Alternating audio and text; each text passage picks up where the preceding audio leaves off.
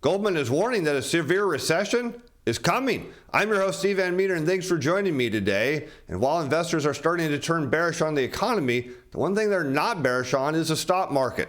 And as Goldman is now warning, a severe recession is on the horizon. Let's head over to Goldman, where he picked today's story up, and they headline that revisiting recession facts. And we see the risk of the economy enters a recession in the next year at 30% in the U.S., 40% in the Euro area, and 45% in the UK. We revisit key facts about the frequency and severity of recessions, analyzing over 77 recessions in advanced economies since 1961.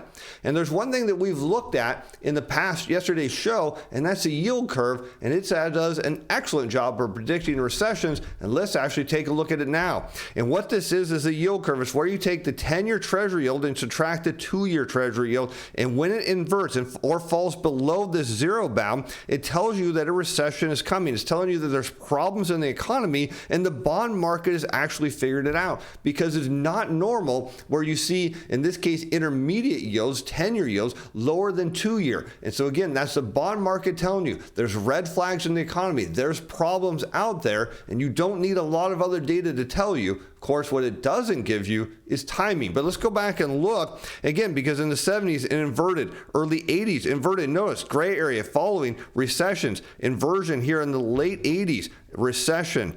.com bubble coming, yes, well, inversion, .com bubble, inversion, great financial crisis, inversion saved by pandemic, fiscal, of course, and monetary stimulus, as we know, and now we're seeing an inversion again. And what it doesn't tell us is when the recession is going to happen. It just tells us a severe recession now is in the future. Could be the second half of this year, could be early into 2023, but the bond market is telling us something bad is coming. And what is the reaction? What happens now to interest rates when the yield curve starts to invert? Well, they go down. Now, I know if you look at this chart, you say, well, wait a minute. It looks like the blue line goes up after the inversion. And again, this is the spread between 10 and 2-year yields. And what it's telling you is 2-year yields are going to start to fall faster than 10-year. And of course, that means interest rates across the entire curve are coming down. And our subjective recession probabilities are significantly higher than average.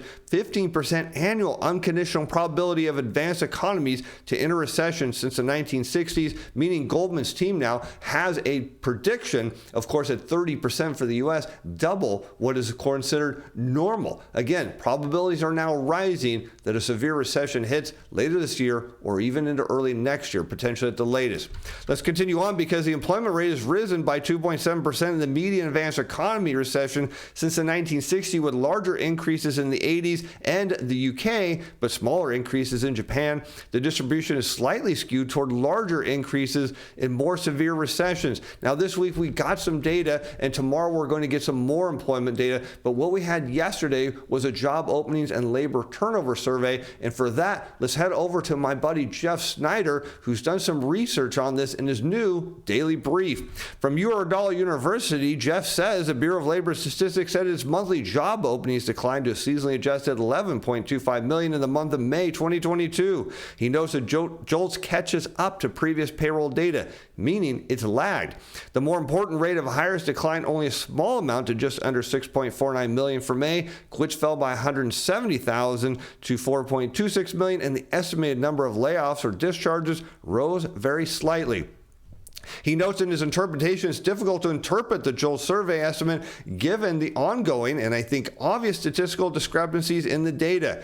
Going strictly by the BLS numbers, the demand for labor appears to be waning, even if we can't decipher by how much or for how strong. It may be the last part, deceleration, is the only valid and useful information in the series. And all he's saying is, look, he has a lot of issues with the JOLTS survey. Those of you who follow his research already know that. But what his point is, look, I think it's broken, and as long as it's headed lower, it tells us there's a problem. Now, if you're wondering where I got Jeff's research from and how you can get it too, in the description below, there's a link for a website, marketsinsiderpro.com. Go there, put your email address in. Starting tomorrow, not only will you get Jeff's brief in an email, but you'll also get my momentum research. Some of you are already on that list, and now you've got Jeff's research and his deep dives. It's going to be free for a little while, so be sure to get on it before he changes his mind. All right, let's continue on, because what do we see in terms of this JOLTS data is when we overlay current new orders, the diffusion index, we're pulling this from the Philadelphia Fed, who has a lot of data on this. Now, the JOLTS doesn't go back that far, and this is something that Jeff and Emil and I spoke with on their show that's going to air on their YouTube channel here in the next few days. And notably, we see a lagging effect as new orders go down, and unfortunately, we can't smooth this out on the Fed database, but notice as job openings slowly peak and then head lower, as new orders start to slow, you notice that hirings start to switch here. Job openings start to wane and head down a little bit. New orders trending down, job openings slowing. And what do we see now? What do we see?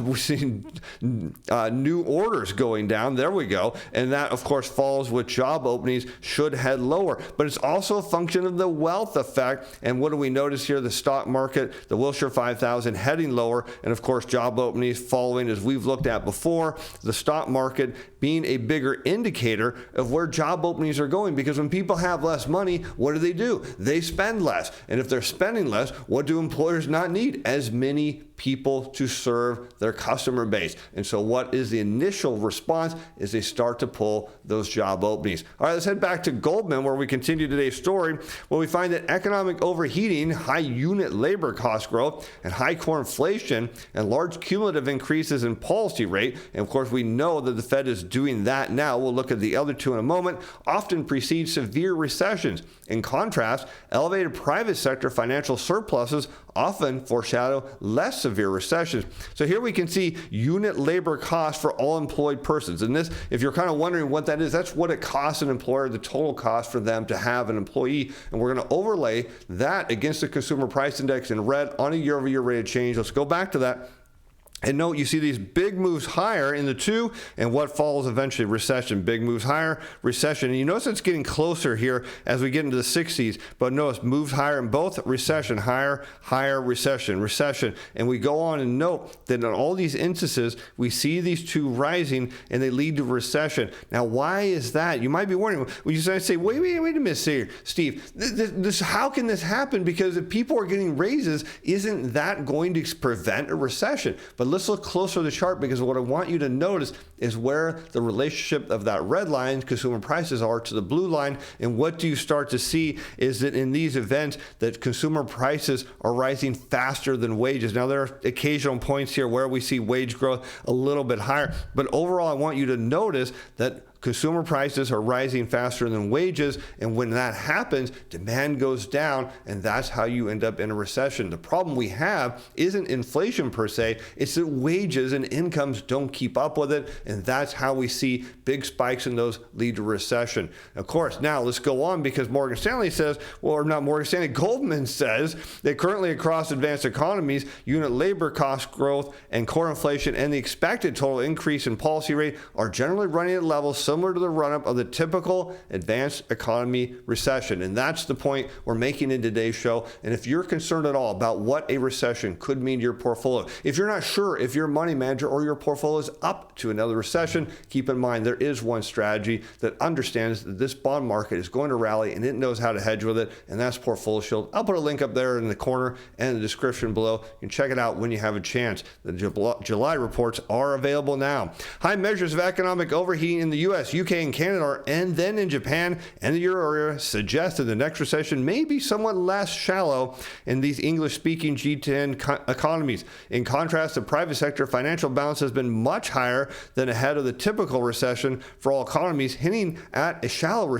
next recession. Of course, we're going to put the challenge of that. There's no way we're going to let that slide through today's show, because the reality is everybody believes that consumers are loaded with money. They believe their bank accounts are stuffed full of cash and that we can get through a recession. But many of you know that that's not true at all. Of course, one way we can tell is to look at the personal savings rate, and what they're noting. This is what people are looking at, saying, look, the personal savings rate's up here, just over 5%. And look, see, it's higher than it was going into other recessions. So there's no way it can be that bad. But when you put it in context and look at personal savings as a percentage of disposable personal income, so disposable, how much leftover money people people have to save and invest. And when you put it on a year-over-year rate of change, look at that. You'll notice it's pretty consistent. It bops around a little bit up and down, but overall it's fairly consistent. And then, of course, we see the outlying events during recessions. Now we have an outlying event, and we're not in a recession. At least that's what everyone's telling us.